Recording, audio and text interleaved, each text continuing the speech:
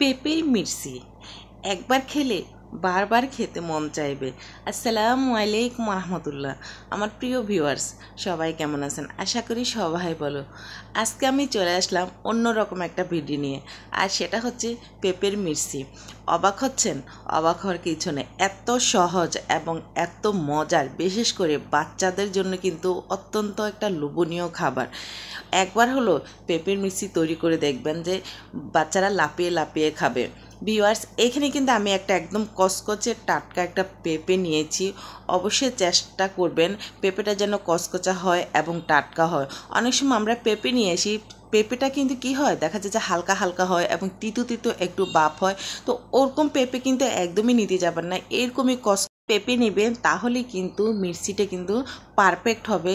তো ভিউয়ার্স দেখুন, এখানে কিন্তু আমি পেঁপের যে বিচিটা আছে সেটা আমি নিয়ে ফেলতেছি। এটাকে আমি ফেলে দেব? একদমই না। আপনারা তো জানেন যে পেঁপের বিচি আমাদের জন্য কতটাই ইম্পর্ট্যান্ট। তো ভিউয়ার্স, আমি একটা সাইডে কিন্তু এই পেঁপের বিচিগুলো আমি রেখে দেবো। আর এখানে কিন্তু আমি দুটো পিস হয়েছে ভিউয়ার্স, তো আমার দুটো পিস লাগবে না, একটা পিস দিয়ে কিন্তু যথেষ্ট কিছু আমাদের মির্চি হবে। তো ভিউয়ার্স দেখুন, আমি পেঁপেগুলো কিভাবে কেটে নিয়েছি। আর অবশ্যই এই পেঁপেগুলো প্রথমত একটা পিস ভালো করে পানিতে ধুয়ে তারপর খোসা ছাড়িয়ে আবার কিন্তু পানিতে ধুয়ে সুন্দর করে কিন্তু শুকিয়ে নেবেন। তাহলে কি পেঁপে যে একটা কোষ্টি ভাব থাকে সেটা কিন্তু হাতে লাগবে না। অনেক সময় আমরা পেঁপে কাটতে পারি না, পেঁপে যে কষ্টটা সেটা কিন্তু আমাদের হাতে লেগে যায় বা হাত চুলকায়, যন্ত্রণা করে। তো সে উদ্দেশ্যে বলবো যে পেঁপেটাকে একটু ভালো করে ক্লিন করতে চেষ্টা করবেন, তাহলে কিন্তু খোসা এবং এভাবে কাটতে কিন্তু খুবই সুবিধা হবে। ভিউয়ার্স, আমি কিন্তু এখানে ছোট ছোট করে আমি পেঁপেগুলো কেটে নিচ্ছি।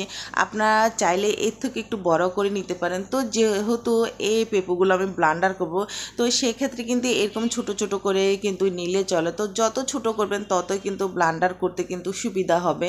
ভিউয়ার্স, আমি এভাবে কিন্তু সমস্ত পেঁপেগুলোকে আমি একদম ছোট ছোট টুকরা করে নিচ্ছি, কেননা আমি ব্লান্ডার করব সেই উদ্দেশ্যে।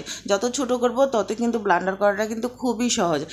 তারপর আমি কি করব, প্রথম আমি একবার ব্লান্ডার করার পর কিন্তু এটা কিন্তু ভালো করে কিন্তু মিহি হবে না, দুইবার এটাকে ব্লান্ডার করতে যাবেন, তাহলে কিন্তু এটা এতটাই মিহি হয়ে যাবে, একদমই মিহি। তো সেটা অবশ্যই আপনারা দেখতে পারবেন।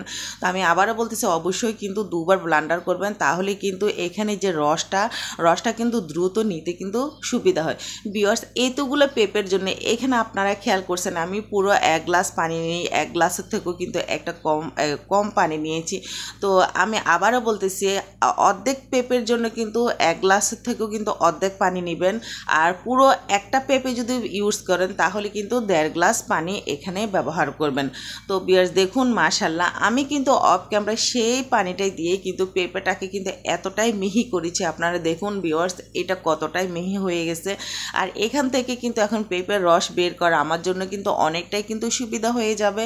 আমি আবারও বলবো ভিউয়ার্স, আপনারা কিন্তু দুবার এটাকে ব্লান্ডার করবেন, তাহলে কিন্তু সুবিধা হবে। প্রথমবার ব্লান্ডার করতে একটু কষ্ট হলো, দ্বিতীয়বার ব্লান্ডার করতে কিন্তু একদমই কিন্তু কষ্ট হয় না, খুব সহজে কিন্তু ব্লান্ডার করা যায় এবং মিহিটাও কিন্তু পরবর্তীতে কিন্তু খুব দ্রুত কিন্তু করা যায়।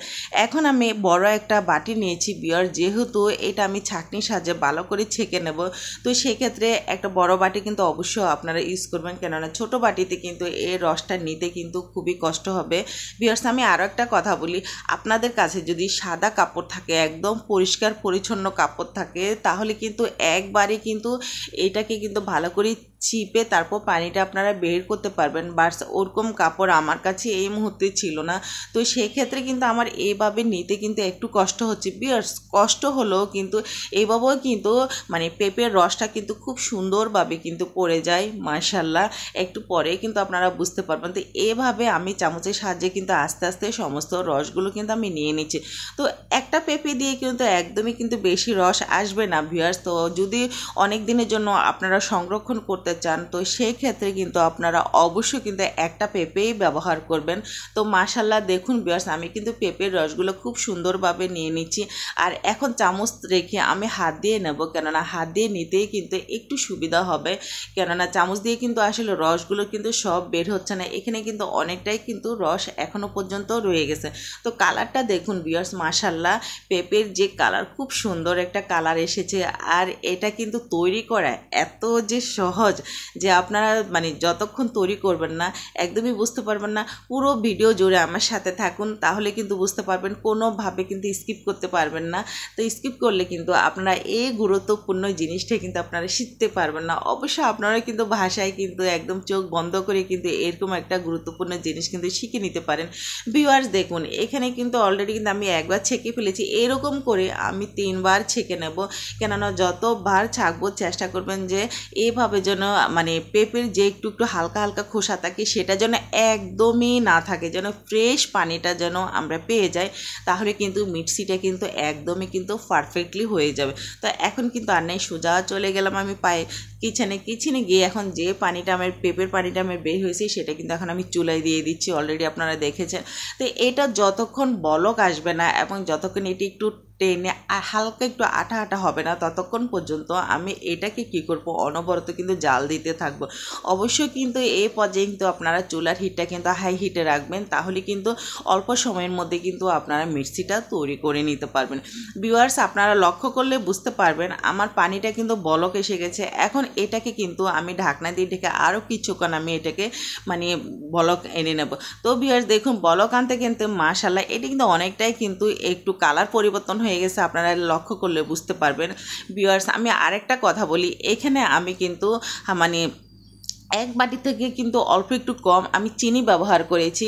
তো এখানে আপনারা কিন্তু সাদা চিনিটা ব্যবহার করবেন, তাহলে কিন্তু এটা একদমই কিন্তু ধকধকে সাদা হবে। যেহেতু আমার বাসায় এই মুহূর্তে সাদা চিনি ছিল না, লাল চিনিটা ছিল, তো সেই ক্ষেত্রে আমার মিক্সিটা কিন্তু হালকা একটু লালচে ভাব আসবে। তো আপনারা চেষ্টা করবেন সাদা চিনিটাই ব্যবহার করতে, তাহলে কিন্তু একদমই কিন্তু ধকধকা থাকবে, কোনো প্রকার কিন্তু লালচে লালচে যে একটা ভাব সেটা আসবে না। তো ভিউয়ার্স দেখুন মাশাআল্লাহ এটা কিন্তু খুব সুন্দর একটা কিন্তু আঠালো আঠালো একটা ভাব চলে এসেছে। আর এখন আমি হাতের সাহায্যে আপনাদের দেখে দিচ্ছি, যতক্ষণ পর্যন্ত এরকম একটা আঠালো ভাব আসবে না ততক্ষণ পর্যন্ত এটাকে কিন্তু আপনারা অনবরত নাড়তে থাকবেন। আর এই আঠালো ভাবটা আসতে কিন্তু একদমই বেশি সময় লাগে না, যেটা আপনারা লক্ষ্য করলে বুঝতে পারবেন যে কয়েকটা বলক আসার পরেই কিন্তু এটা কিন্তু অল্প সময়ের মধ্যে কিন্তু বলক এসে যায়। তো বিয়াস দেখুন আমার এটা কিন্তু ফাইনালি হয়ে গেছে। এখন আমি এই মানে রসটাকে কিন্তু নামিয়ে ফেলবো। অবশ্যই কিন্তু এটা নামিয়ে সাথে সাথে কিন্তু এটা যে কোনো একটা ডালা, সেটা সিলভার হোক বা স্টিল হোক, যে কোনো একটা ডালার মধ্যে কিন্তু আপনারা ঢেলে নেবেন, না হলে কিন্তু পাতিলের মধ্যেই কিন্তু লেগে যাবে, শক্ত হয়ে যাবে। এটা এতটাই শক্ত হয়ে যাবে পরবর্তীতে এটা শক্ত জাতীয় কোনো কিছু দিয়ে ভাঙতে কিন্তু সমস্যা হবে, অথবা পাতিলও ভেঙে যেতে পারবে। তাই চেষ্টা করবেন সিলভার বা স্টিলের মধ্যে এইভাবে ঢেলে দিতে। মাশাআল্লাহ ভিউয়ার্স কালারটা কিন্তু খুবই সুন্দর এসেছে। যদি আমি এখানে সাদা চিনিটা ব্যবহার করতাম তাহলে কিন্তু একদমই ধকধকা থাকতো। তো ভিউয়ার্স দেখুন এভাবে কিন্তু আমি 2 ঘন্টা রেখে দেবো। এটা আসলে আমি যেভাবে করেছি মাশাআল্লাহ 4 ঘন্টা 5 ঘন্টা একদমই লাগে না। আপনারা 1.5 ঘন্টা থেকে 2 ঘন্টার ভিতরে এটা কিন্তু একদমই শক্ত হয়ে যাবে। তো আমারটা কিন্তু 1.5 ঘন্টার মধ্যেই কিন্তু শক্ত হয়ে গেছে। তারপরে কিন্তু আমি 2 ঘন্টা পরে কিন্তু আপনাদের কাছে ফিরে আসবো ইনশাআল্লাহ। আপনারাই কিন্তু ম্যাজিকের মতো অবাক হয়ে যাবেন যে এটা এত সুন্দর করে কীভাবে মিক্সিটা হয়ে গেল। তো ভিউয়ার্স দেখুন মাশাআল্লাহ আমি কিন্তু 1.5 ঘন্টার মতো হয়ে গেছে, বাট তারপরে কিন্তু আমি 2 ঘন্টা পরে কিন্তু আমি আর শাড়িটা এত সুন্দর হয়েছে যে আমার এত ভালো লাগতেছে যে এত সহজেই কিন্তু মিক্সিটা আমি তৈরি করতে পারলাম মাশাআল্লাহ। তো এখন আমি যেটা করব, শক্ত একটা জিনিস দিয়ে আমি এটাকে কিন্তু ভেঙে নেব। তা আমি যে জায়গাটায় ভাঙতেছি ভিউয়ার্স এটা একটা বোর্ড, তারপর আপনাদের দেখার জন্য আমি এখানে ভাঙতেছি। যাই হোক আপনারা লক্ষ্য করলে বুঝতে পারবেন যে এটা এত সুন্দর হয়েছে। তো আমি অফ ক্যামেরায় নিচে রেখে ফ্লোরে রেখে এটাকে কিন্তু আমি খুব সুন্দর করে ভেঙে নেব। এইভাবে কিন্তু আপনারা চেষ্টা করবেন, বা ফ্লোরে বা কোনো কিছুতে আপনারা এটা রেখে তারপর ভাঙতে, তাহলে কিন্তু আপনারা সুন্দর করে ভাঙতে পারবেন। এখন যে জায়গাতে ভাঙতেছি ভিউয়ার্স আমি একটা বোর্ডের মধ্যে ভাঙতেছি, তাই একটু আস্তে আস্তে আমি মানে ভাঙতেছি।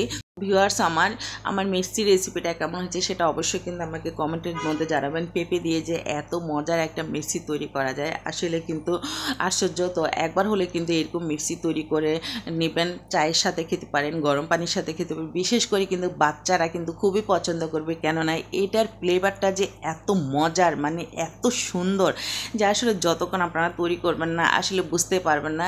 যাই হোক আমি কিন্তু পরবর্তীতে এটাকে কিন্তু সুন্দর করে ভেঙে তারপর আমি একটা ওয়েমে কিন্তু রেখে দেবো।